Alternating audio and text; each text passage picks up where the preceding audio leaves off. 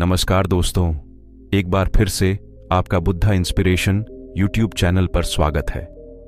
दोस्तों, आज इस वीडियो में हम जानेंगे 3 काम विद्यार्थी हो तो ज्यादा सोचना बंद कर दो।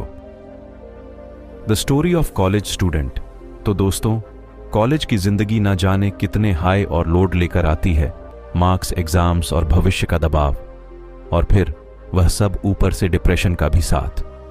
इस कहानी में एक कॉलेज स्टूडेंट की जिंदगी की स्ट्रगल्स और उनकी जर्नी को देखते हैं।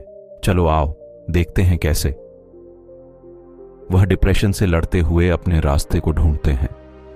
सुरेश पढ़ने में बहुत होशियार था, एग्जाम भी अच्छे गए थे, लेकिन 1 महीने की बीमारी ने उसको आत्महत्या के लिए मजबूर कर दिया। हुआ यूं कि सुरेश होनहार स्टूडेंट था, ठीक ठाक मेहनत करता था और ध्यान से पढ़ता था, जिस कारण उसके अच्छे नंबर आते। इस क्वालिटी को देखते हुए टीचर्स ने समझाया कि तुम MBBS की तैयारी करो।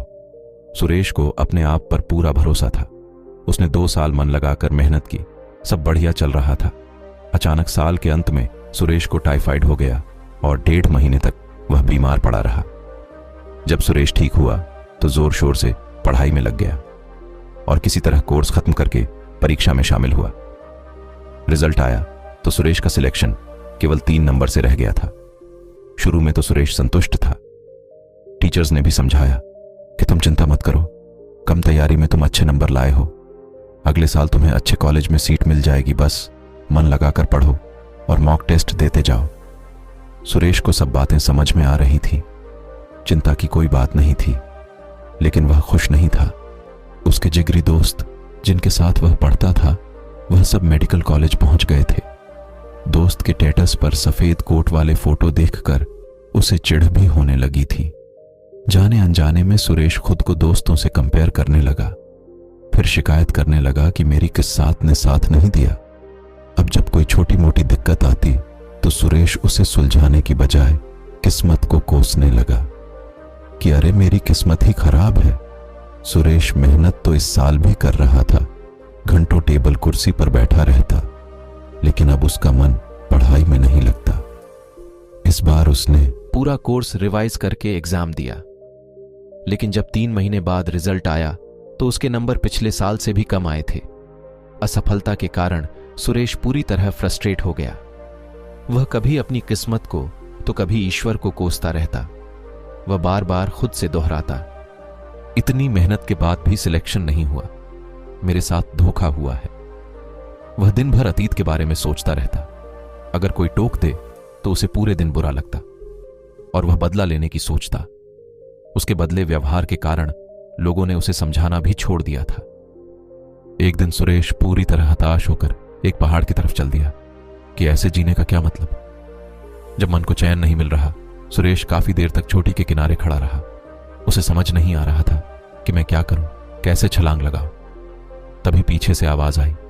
पीछे से वह आवाज नहीं आज्ञा थी। सुरेश के पैर अपने आप पीछे हट गए। उसने पीछे मुड़कर देखा तो एक अधेड़ उम्र का योगी या साधु जैसा दिखने वाला आदमी खड़ा है।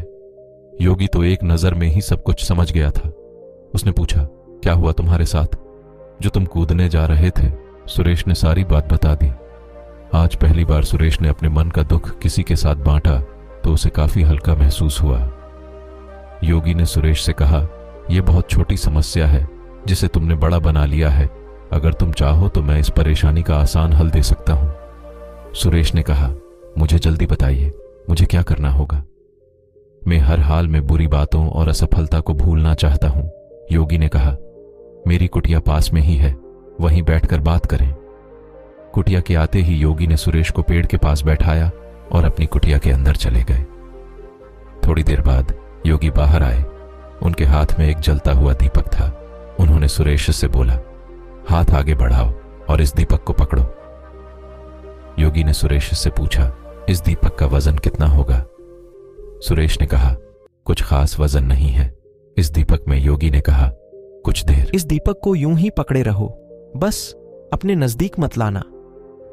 कुछ देर में ही सुरेश के हाथ दुखने लगे। योगी ने फिर पूछा, अगर तुम इसी तरह दीपक को 1 घंटा पकड़े रहो तब क्या होगा? सुरेश बोला, ऐसा करने से हाथों में दर्द होने लगेगा। योगी ने कहा, और अगर दीपक को पूरा दिन पकड़े रहो तब क्या होगा? सुरेश ने कहा कि हाथ सुन्न पड़ जाएगा, मांसपेशियों में खिंचाव बढ़ जाएगा। योगी ने कहा, क्या इस दीपक के वजन में कोई अंतर आया है? सुरेश ने कहा, नहीं, दीपक का वजन तो पहले ही जितना है। योगी ने कहा, जैसे दीपक हल्का होने के बावजूद हाथ को चोट पहुंचा सकता है, वैसे ही छोटी मोटी बात, चिंता ना करने वाली बात, अगर दिन भर पकड़े रहोगे तो भी अपने आप को भयंकर कष्ट में डाल लोगे।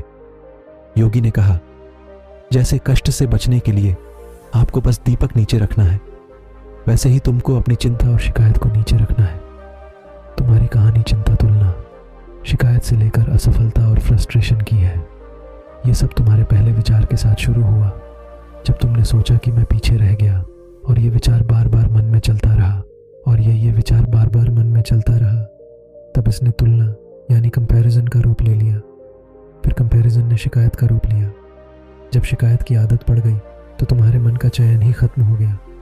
सुरेश ने कहा, यह तो सब मैं समझ रहा हूँ, मेरी आदत बन गई है, मैं दिन भर यही सब सोचता रहता हूँ, बताइए मैं क्या करूँ? योगी कहते हैं कि सबसे पहले इस बात को समझो कि जीवन में कभी ना कभी ये हम सबके साथ होता है। हम प्लान बनाते हैं, मेहनत करते हैं, लेकिन वह पूरे नहीं हो पाते। इसमें ना किस्मत की गलती है, ना हमारी, बस हम नए सिरे से दोबारा कोशिश करते हैं।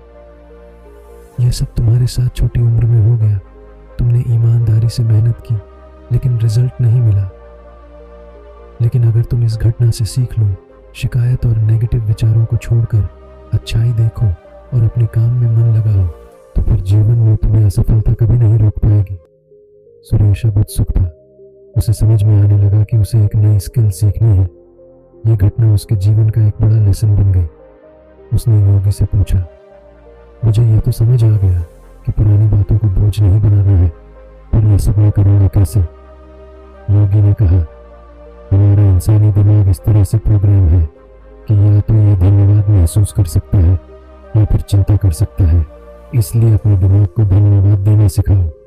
छोटी छोटी चीजों में अच्छाई देखने की आदत डालो। ऐसा करने से कुछ देर तो तुमको चैन मिलने लगेगा, लेकिन कभी कभी धन्यवाद देने से काम नहीं चलेगा।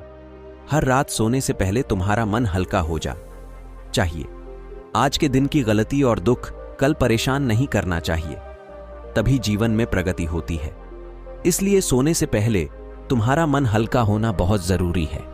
ऐसा करने के लिए हर शाम को वह सभी बातों को लिखना शुरू करो जिनके कारण तुम परेशान थे, और उसके लिए भी धन्यवाद लिख दो। फिर 2 लाइनें लिखो कि आज तुमने क्या अच्छा किया, और 2 लाइनें कल तुम क्या बेहतर कर सकते हो। बस ये 3 चीजें लिखो, इससे मन को सुकून मिलेगा।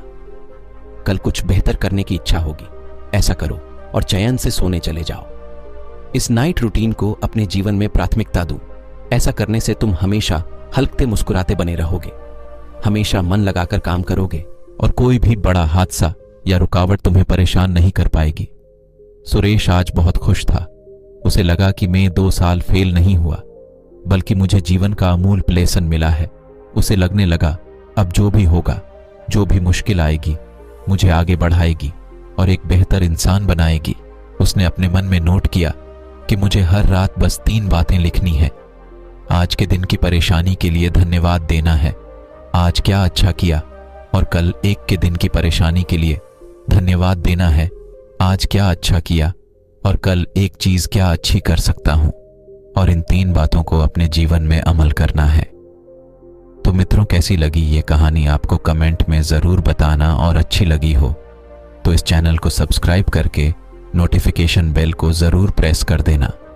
तो मिलते हैं अगली कहानी में, तब तक के लिए अपना ख्याल रखें। धन्यवाद।